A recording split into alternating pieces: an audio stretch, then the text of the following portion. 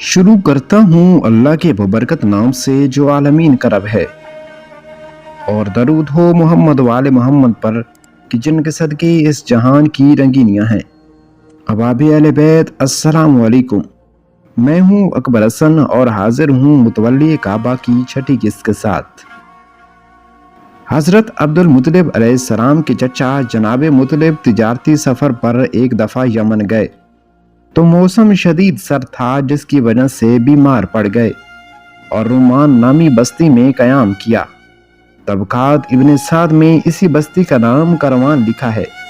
वहीं जनाब मुत्तलिब ने वफ़ात पाई। उनकी वफ़ात पे किसी ने मरसिया पढ़ा कि हुजाज छलकते और लबरेज प्यालों के पीने के बाद मुत्तलिब के मर जाने से प्यासे रह गए।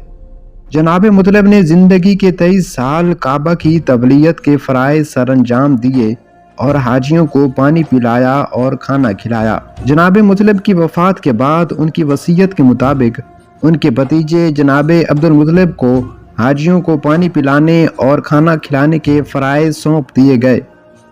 गो कि उस वक्त उमैया और उसके रुफ़का ने खूब मुखालफत की और हज़रत मुत्तलिब अलैहिस्सलाम को काबा का मुतवल्ली मानने से इनकार किया, मगर अक्सरियत कुरैश हज़रत अब्दुल मुत्तलिब के हक़ में खड़े हो गए। इसी वजह से उमैया वक्ती तौर पर खामोश हो गया और उमैया की वफ़ात के बाद उसके बेटे हरब बिन उमैया ने जनाब अब्दुल मुत्तलिब की हर मैदान में मुखालफत की और आपको काबा की तबलीयत से हटाने की भरपूर कोशिश की, मगर हर बार नाकाम रहा। एक दफ़ा ये मामला शिद्दत इख्तियार कर गया तो बात लड़ाई तक आन पहुंची, लेकिन जनाब अब्दुल मुत्तलिब इंतहाई नरम तबीयत के मालिक थे और जंगो जदल से बेजारी इख्तियार करते थे। आपने एक सालिस को दरमियान में लाकर ये मामला हल किया।